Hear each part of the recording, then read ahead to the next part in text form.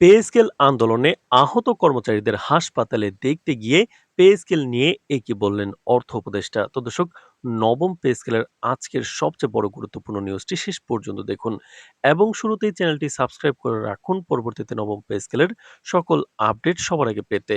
আজ সরকারি হাসপাতালে পে স্কেল আন্দোলনে আহত কর্মচারীদের দেখতে পৌঁছান অর্থ উপদেষ্টা। কর্মচারীদের সঙ্গে দীর্ঘক্ষণ কথা বলেন, তাদের স্বাস্থ্য ও নিরাপত্তার অবস্থা খতিয়ে দেখেন এবং চলমান পে স্কেল প্রক্রিয়া সম্পর্কে স্পষ্ট বার্তা দেন।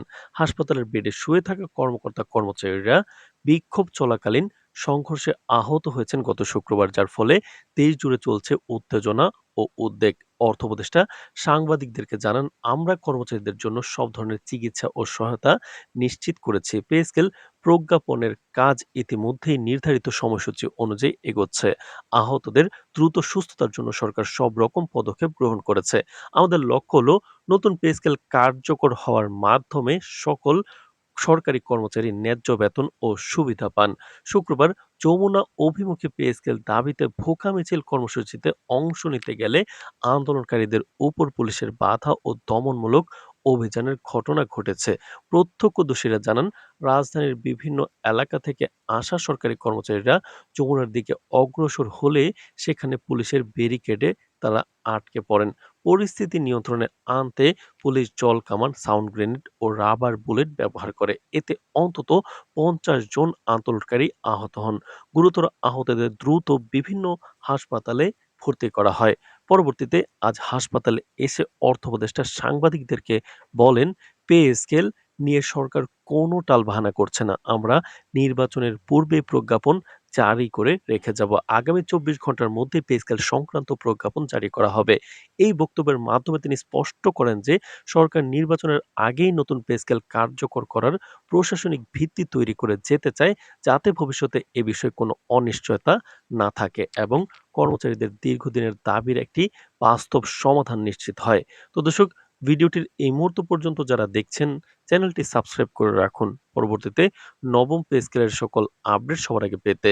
তো দর্শক, হাসপাতালের বাইরে সাংবাদিকদের সঙ্গে আলাপে তিনি আরো বলেন, প্রজ্ঞাপন শিগগিরই জারি হবে। আন্দোলনের কারণে কোনো ধরনের দেরি হবে না। আমরা আশা করি সকল পক্ষ সহযোগিতা করবেন এবং পরিস্থিতি শান্তিপূর্ণভাবে পরিচালিত হবে। তিনি আশা প্রকাশ করেন যে এই উদ্যোগ কর্মচারীদের মধ্যে আত্মবিশ্বাস ফিরিয়ে আনবে এবং সরকারি কর্মপরিবেশকে আরো শক্তিশালী করবে। বিশেষজ্ঞদের মতে এই ঘটনার মাধ্যমে স্পষ্ট বার্তা যাচ্ছে যে সরকার কর্মচারীদের দাবি গুরুত্ব সহকারে গ্রহণ করছে, কিন্তু একই সঙ্গে শৃঙ্খলাবদ্ধ পরিবেশ বজায় রাখাও সমানভাবে গুরুত্বপূর্ণ। আন্দোলনরত কর্মচারীদের মধ্যে যদিও ক্ষোভ আছে, তবুও তারা আশা প্রকাশ করছেন যে নতুন পে স্কেল বাস্তবায়নের মাধ্যমে দীর্ঘদিনের দাবি পূরণ হবে। রাজধানী জুড়ে পে স্কেল আন্দোলনের তীব্রতা এখনো কমেনি।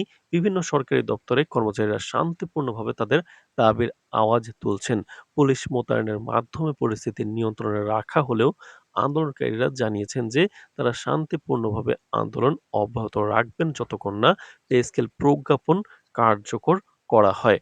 অর্থ মন্ত্রণালয় জানিয়েছে, প্রজ্ঞাপন জারি হওয়ার পর নতুন বেতন কাঠামোর বিস্তারিত বিবরণ কর্মচারীদের কাছে পৌঁছে দেওয়া হবে। পাশাপাশি ক্ষতিগ্রস্ত কর্মচারীদের আর্থিক ও চিকিৎসা সহায়তা নিশ্চিত করা হবে। তো দর্শক, এছাড়াও এই প্রক্রিয়ার মাধ্যমে সরকার চাইছে কর্মচারীরা আত্মবিশ্বাসের সঙ্গে নতুন বেতন কাঠামো গ্রহণ করবেন। অর্থ উপদেষ্টা হাসপাতাল পরিদর্শন শেষে মন্তব্য করেন, আমরা চাই আন্দোলন শান্তিপূর্ণভাবে শেষ হোক। সরকারি কর্মচারীরা আমাদের মূল সম্পদ। তাদের চাহিদা ও নিরাপত্তা নিশ্চিত করা আমাদের কর্তব্য। পে স্কেল কার্যকর হবে এবং আমরা চাই এই প্রক্রিয়ার সাথে কোনো ধরনের সহিংসতা বা বিশৃঙ্খলা যুক্ত না হোক। তো দর্শক, ভিডিওটির এই মুহূর্ত পর্যন্ত যারা দেখছেন, চ্যানেলটি সাবস্ক্রাইব করে রাখুন পরবর্তীতে নবম পে স্কেলের সকল আপডেট সবার আগে পেতে। তো দর্শক, সংশ্লিষ্ট বিশ্লেষকরা বলছেন, অর্থ উপদেষ্টার এই পদক্ষেপ প্রমাণ করছে যে সরকার শুধু নীতিমালার বাস্তবায়নের মনোযোগী নয়, তারা মাঠ পর্যায়ের বাস্তবতা ও কর্মচারীদের সমস্যা ও গুরুত্ব সহকারে দেখছে। এটি একটি ইতিবাচক সংকেত হিসেবে ধরা হচ্ছে যে নতুন পে স্কেল প্রজ্ঞাপন কাগজে কলমে নয়, বাস্তব জীবনের কর্মচারীদের জন্য কার্যকর হবে। এদিকে আন্দোলনরত কর্মচারীরা হাসপাতাল পরিদর্শনের পরে সাংবাদিকদের জানান, তারা সরকারের আশ্বাসে সন্তুষ্ট, তবে তারা সতর্ক রয়েছেন। তাদের আশা, একবার প্রজ্ঞাপন জারি হলে তা সময়মতো বাস্তবায়িত হবে এবং দীর্ঘদিনের আর্থিক অনিশ্চয়তা দূর হবে। রাজধানী জুড়ে এই আন্দোলন ও প্রজ্ঞাপন সম্পর্কিত ঘটনাগুলো দেশের রাজনৈতিক ও অর্থনৈতিক মহলে ব্যাপক আলোচনার সৃষ্টি করেছে। অর্থ মন্ত্রণালয় ও সংশ্লিষ্ট কর্তৃপক্ষের দৃঢ় মনোবল এবং মাঠ পর্যায়ের কার্যক্রমে তাদের উপস্থিতি কর্মচারীদের মধ্যে আশা জাগাচ্ছে।